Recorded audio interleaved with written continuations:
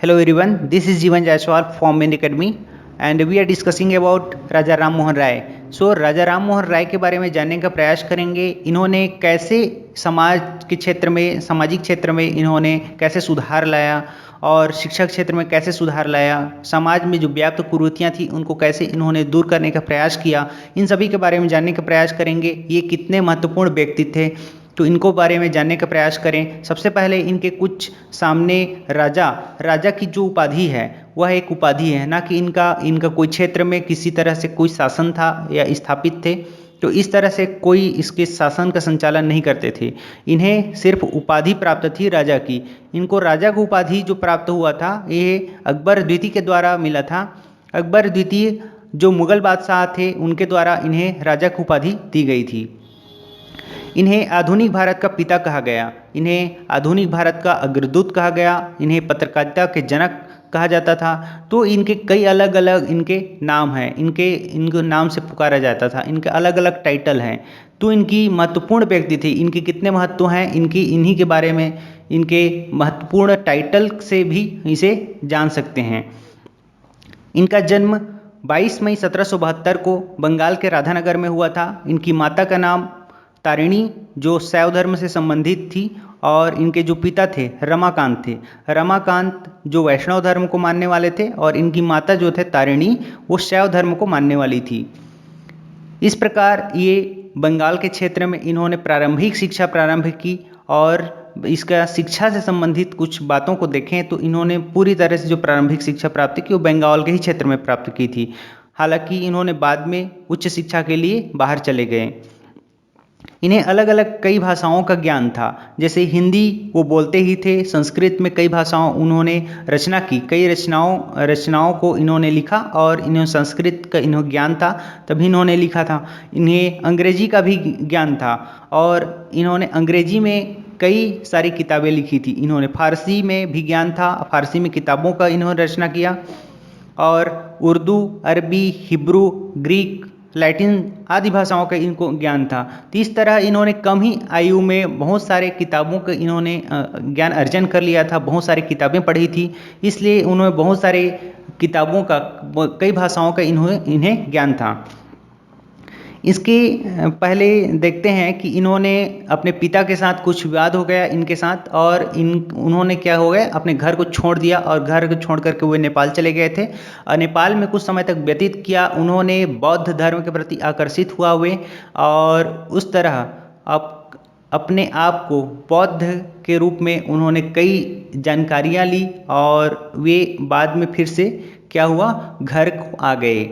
तो घर में पुनः आ गए, लेकिन बाद में उन्होंने एकेश्वरवाद को अपनाया, एकेश्वरवाद के सिद्धांत को अपनाया। उन्होंने मूर्ति पूजा, कर्मकांड जैसे सिद्धांत जो थे व्याप्त, जो प्रचलित जो कुरीतियाँ थी उनको समाप्त करने का प्रयास किया और इस तरह से वे आगे बढ़े।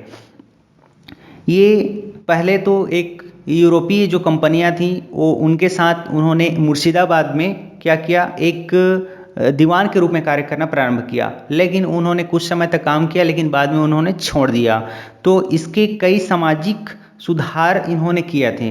तो कई सामाजिक सुधार, क्या क्या सामाजिक सुधार हैं इनको समझते हैं। इन्होंने अंतर्जातीय विवाह का समर्थन किया था। अंतर्जातीय विवाह का मतलब ये है कि एक जाति से दूसरे जाति में जो विवाह प्रचलित होती थी तो उनको ये समर्थन किया, जो एक अच्छी व्यवस्था है, इस प्रकार से इन्हें बढ़ावा दिया जाना चाहिए, ऐसा इनका मानना था। तो इन्होंने अंतर्जातीय विवाह को क्या समर्थन किया, विधवा पुनर्विवाह का समर्थन किया। विधवा जो कुछ ऐसी महिलाएं थी जो कम उम्र की आयु की जो महिलाएं थी और अधिक उम्र के जो पुरुष थे उनके साथ में विवाह कर दिया जाता था।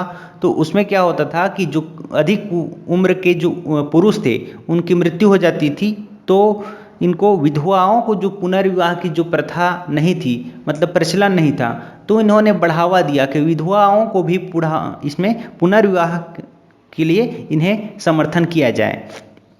तो इस प्रकार इन्होंने विधवा पुनर्विवाह से संबंधित इन्होंने बातें इसने आगे बढ़ाई और बाल विवाह प्रथा का विरोध किया। बाल विवाह मतलब कि ये है कि जो समाज में जो छोटे उम्र की आयु की महिलाएं थी उनका विवाह कर दिया जाता था। 10 वर्ष 15 वर्ष की महिलाएं थी उनको विवाह कर दिया जाता था वो अधिक उम्र के पुरुषों के साथ में। तो यह एक प्रकार का अत्याचार था, समाज में व्याप्त कुरीतियाँ थी, इन्हें दूर करने का इन्होंने प्रयास किया।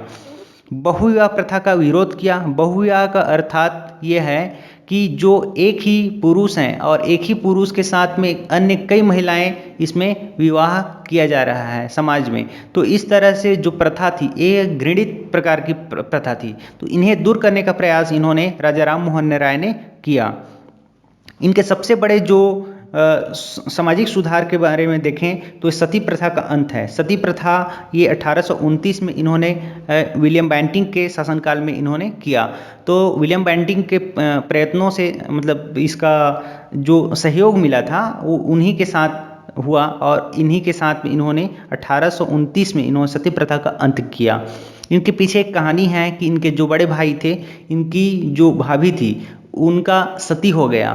तो इनके क्या हुआ, इनको बहुत ज़्यादा आंतरिक रूप से इसको बहुत ही धक्का लगा। तो इन्होंने इसे दूर करने का प्रयास किया। तो यह सती प्रथा मूल रूप से पुनः एक अधिनियम के तहत 1829 में समाप्त कर दिया गया। तो एक बहुत बड़ा एक कुरीतियाँ थी जो समाज में व्याप्त थी उसे अंत किया इन्होंने। तो एक अच्छी पहल थी। इसे कुछ अन्य बातों को देखें। 1815 में इन्होंने आत्मीय सभा की स्थापना की। आत्मीय सभा एक द्वारिकानाथ टैगोर थे, इनके सहयोग से इन्होंने आत्मीय सभा की स्थापना की। द्वारकानाथ टैगोर के बारे में हम थोड़ा समझते हैं। द्वारकानाथ टैगोर के जो पुत्र थे देवेंद्रनाथ टैगोर थे और देवेंद्रनाथ टैगोर के जो पुत्र हैं वो रविंद्रनाथ टैगोर थे। रविंद्रनाथ टैगोर का मतलब वही है कि जिन्होंने जनगणमन जो लिखा था। तो इनके ही इनके परिवार से संबंधित थी द्वारकानाथ टैगोर। इनके साथ ही इन्होंने आत्मीय सभा की स्थापना 1815 में की। 1816 में इन्होंने वेदांत सोसाइटी की स्थापना की। 1816 सोसाइटी, इसका ऐसे करके आप रिलेट कर सकते हैं, इसे याद कर सकते हैं। तो 1816 में इन्होंने वेदांत सोसाइटी की स्थापना की। 1817 में इन्होंने हिंदू कॉलेज की स्थापना की। एक डेविड हेयर थे, एक डच थे, डेविड हेयर के सहयोग से इन्होंने हिंदू कॉलेज की स्थापना 1817 में की। तो ये बातें थी। और इसके बाद 1820 में प्रिसेप्ट्स ऑफ जीसस, एक बाइबिल पर आधारित एक ग्रंथ है जिनकी रचना इन्होंने की थी। तो 1820 में इन्होंने प्रिसेप्ट्स ऑफ जीसस की इसने आधारित रचना की। 1821 में यूनिटेरियन कमेटी की स्थापना करते हैं ये कलकत्ता में। और इसके बाद 1825 में वेदांत कॉलेज की स्थापना भी करते हैं। 1825 में कलकत्ता में स्थापना की वेदांत कॉलेज की, ठीक है। और इसके बाद 1829 में सती प्रथा का अंत जो हमने पहले बताया। इसके बाद 1833 में इनकी निधन हो जाती है ब्रिस्टल में, इंग्लैंड में। इंग्लैंड के ब्रिस्टल सिटी जो है वहाँ 1833 में इनका मृत्यु हो जाता है। और इसके बाद हम देखें तो इनकी कुछ प्रमुख और रचनाएं हैं जो संवाद कौमुदी है, प्रज्ञा का चांद है, इसे बांग्ला भाषा में जो लिखा गया था, और मिरातुल अखबार जो कि फारसी भाषा में से संबंधित है, और ब्रह्मनिकल मैगजीन अंग्रेजी भाषा में है, और फुतहात उल मुबाहिद्दीन, इसे गिफ्ट टू मोनोथिस्ट भी कहा जाता है। तो ये फारसी भाषा में है, तो इसे याद रखना है, बहुत इंपॉर्टेंट है इसके जो रचना है। तो ये सब था राजा राम मोहन राय के बारे में। अन्य हम और भी चर्चा करेंगे, दूसरे जो प्रसिद्ध लोग हैं उनके जो एग्जाम पॉइंट से भी इम्पोर्टेंट होंगे उनके बारे में डिस्कस करेंगे। तो आज की डिस्कशन में इतना ही था। Thank you.